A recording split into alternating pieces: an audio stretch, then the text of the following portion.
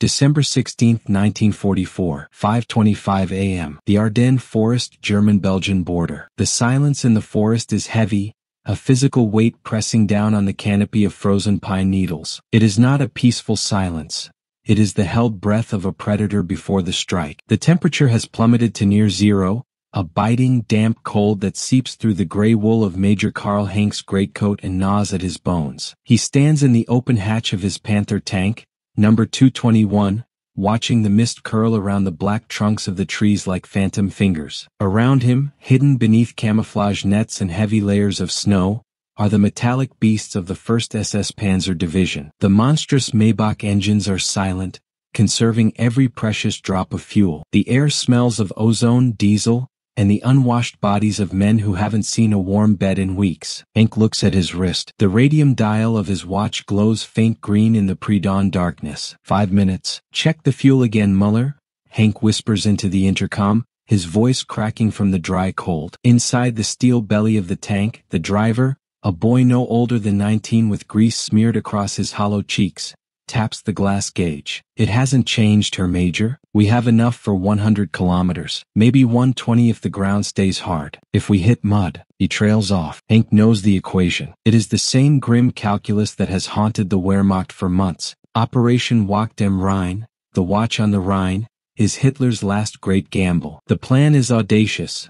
Punch through the thinly held American lines in the Ardennes, cross the Meuse River, and seize the port of Antwerp. It is a plan built on speed, surprise, and bad weather to ground the Allied Air Force. But mostly it is a plan built on theft. They do not have the gasoline to reach Antwerp. They are expected to capture American fuel dumps along the way to feed their own tanks. They are vampires relying on the blood of their enemy to keep moving. 5:30 a.m. The horizon behind them erupts. The silence shatters instantly as 2,000 German artillery guns open fire in unison. The ground beneath the tank treads shudders. Overhead, the sky tears open with the screaming whistle of Nebelwerfer rockets, leaving smoke trails that vanish into the low-hanging clouds. The barrage is a relentless, rhythmic thunder, turning the American positions a few miles west into a churning hellscape of earth and fire. Engines start. Henk commands. The Maybach HL-230 engine coughs, sputters, and then roars to life, a deep, guttural growl that vibrates through the steel hull. All around them, the forest comes alive. Camouflage nets are thrown aside. The exhaust fumes turn the white snow gray. Panzervor, marsh. The tracks bite into the frozen earth,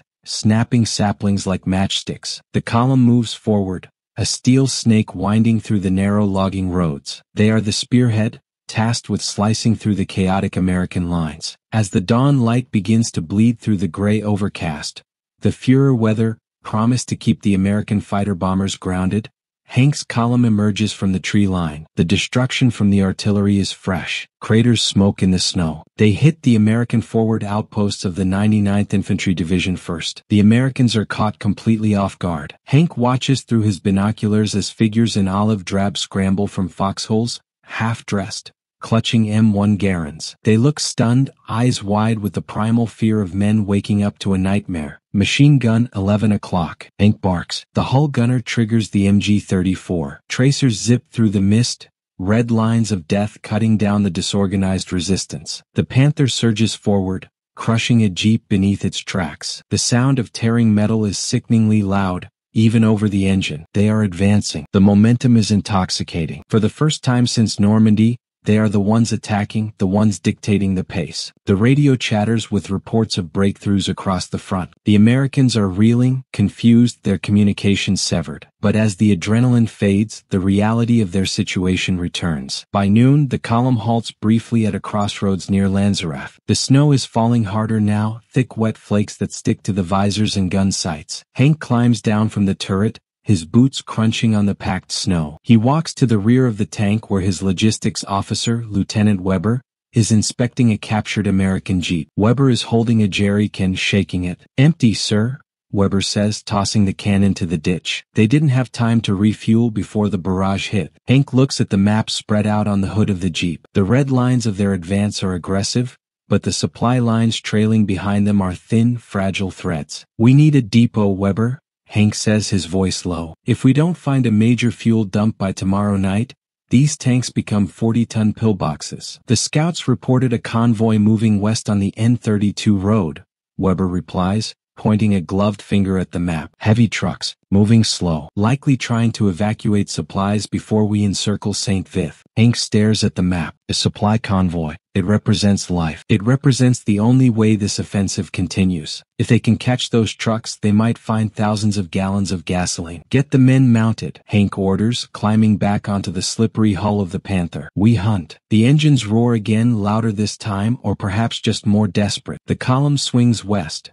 abandoning the main road to cut through a patch of dense woods, aiming to intercept the American lifeline. They are not fighting for ideology anymore, nor for the map. They are fighting for the liquid gold that will keep them moving away from the inevitable end. The column swings west, abandoning the main road to cut through a patch of dense woods, aiming to intercept the American lifeline. They are not fighting for ideology anymore, nor for the map. They are fighting for the liquid gold that will keep them moving away from the inevitable end. 13:10 p.m. N32 road, west of Lanzerath. The ambush position is perfect, almost too perfect to be believed. The road cuts through a shallow ravine here, flanked by steep, snow-covered embankments topped with dense firs. Hank has positioned his Panther hull down on the ridge, the long barrel of the 7.5 cm KWK-42 gun protruding through a screen of pine branches, pointed directly at the bend in the road. Target in sight, the gunner whispers, his voice tight with concentration. Below them, the American convoy labors through the slush. It is a line of 6 GMC CCKW deuce and a half trucks, their canvas covers heavy with snow, led by a single Willis Jeep. They are moving slowly, grinding gears against the incline. To Hank, they look like fat, slow beetles crawling across a white tablecloth. Wait for the Jeep to pass the marker, Hank commands. He presses the throat microphone closer to his neck. All units aim for the tracks and tires. Do not, I repeat, do not, hit the fuel tanks. If you burn those trucks, I will shoot you myself. The Jeep crosses the invisible line. A lightning-struck oak tree on the roadside. Fewer. The Panther's main gun bucks, sending a high-explosive shell screaming down the slope. It misses the Jeep by inches but slams into the embankment beside it, showering the vehicle in a geyser of frozen mud and rock. The Jeep skids violently, slamming into the ditch. Chaos erupts in the ravine. The lead truck slams on its brakes, fishtailing across the ice. The truck behind it smashes into its tailgate, the sound of crumpling metal echoing like a gunshot. Before the American drivers can react, the German grenadiers rise from the snow on the opposite bank. The MG-42 machine guns open up, tearing through the air with the sound of ripping canvas. They fire high, aiming over the cabs to suppress rather than destroy. The tracer rounds streak through the gray afternoon light, creating a cage of fire around the convoy. Grenadiers forward. Go, go.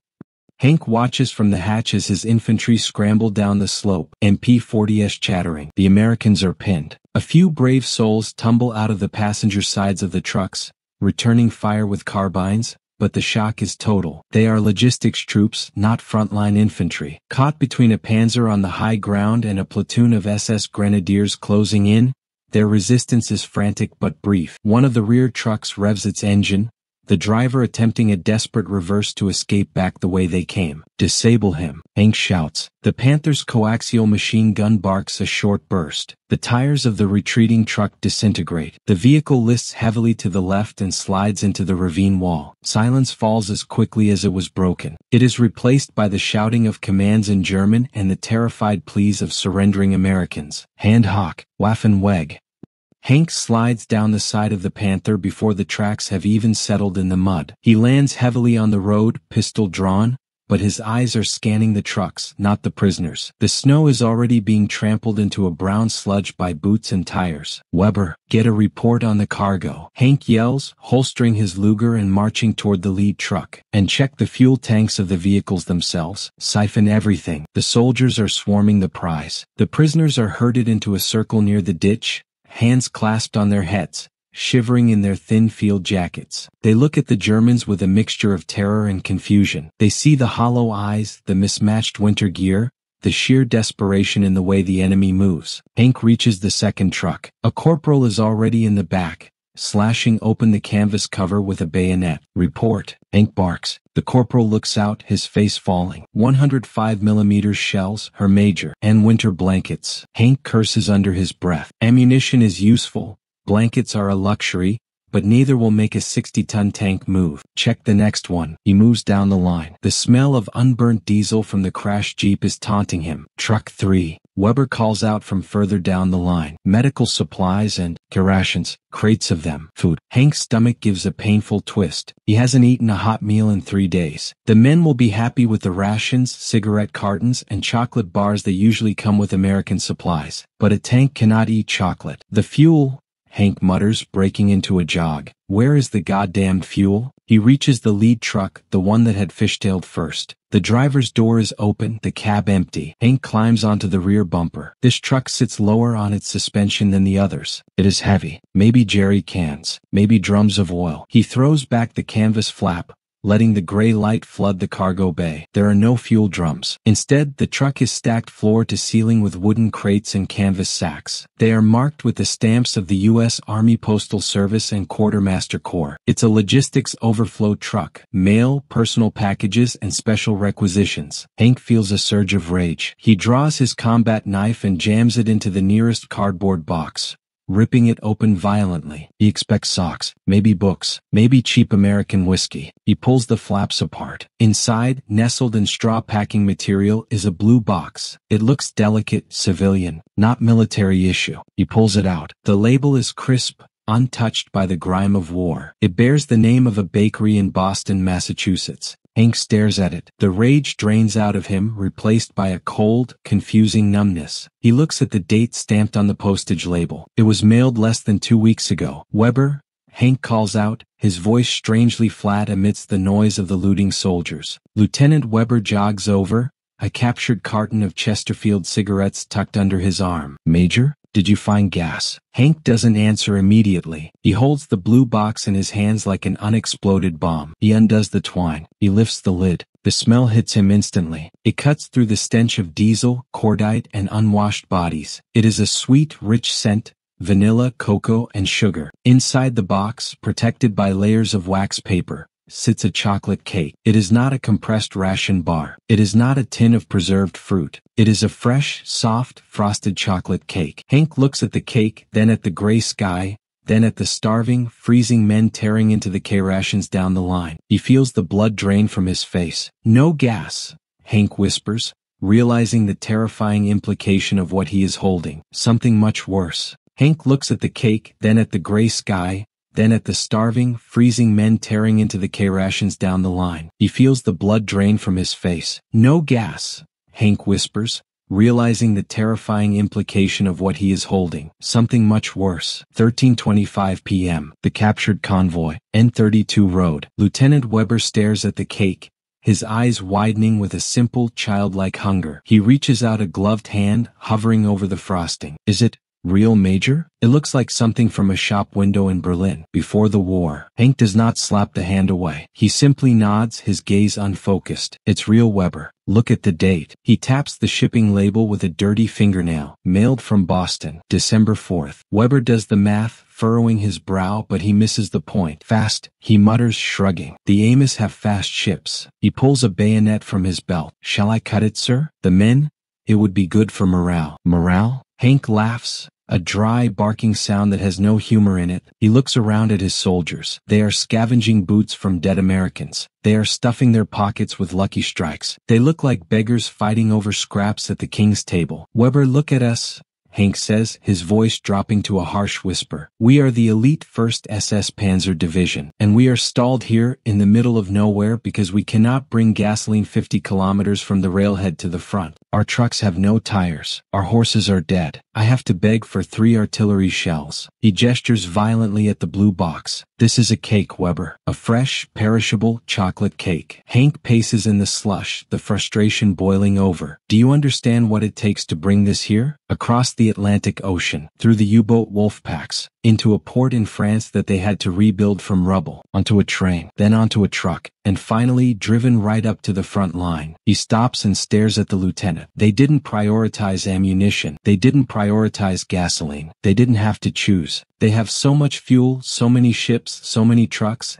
and such total control of the sky that they can afford to ship a birthday cake across the world while we are fighting for our lives. Weber lowers the knife. The hunger in his eyes is replaced by a dawning comprehension. He looks at the limitless rows of trucks, the piles of supplies, the sheer material wealth of the enemy they have just ambushed. If they can do this, Weber whispers, then the war is over.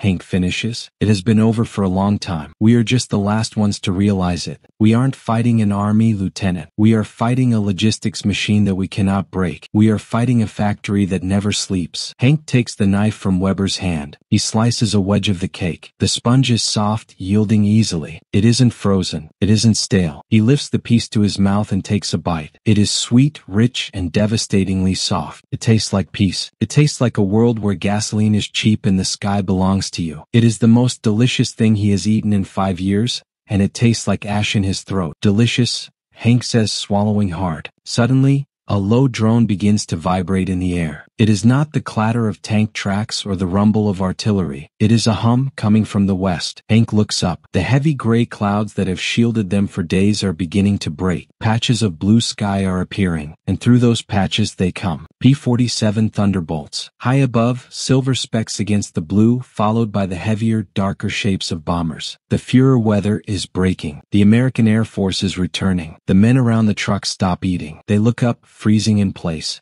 They know what comes next, the steel rain. Hank drops the rest of the cake into the mud. It lands face down, the blue box crushing into the brown slush. Get the men back to the vehicles. Hank roars, the spell broken. Forget the supplies. Mount up. Drivers reverse. Into the tree line. Move. The scene explodes into panic. Soldiers scramble over the icy embankments, abandoning crates of rations and cartons of cigarettes. Engines rev, coughing blue smoke. Hank climbs back onto the hull of Panther 221. He looks down one last time at the trampled cake. Now just another piece of garbage on the road to defeat. Driver, get us into the woods. Hank commands, his voice tired, stripped of the fire he had that morning. And then where, Major? The driver asks, his voice trembling as the sound of the planes grows louder. Hank looks east, back toward Germany, back toward a home that is already burning. It doesn't matter, Hank says, closing the hatch. Just drive.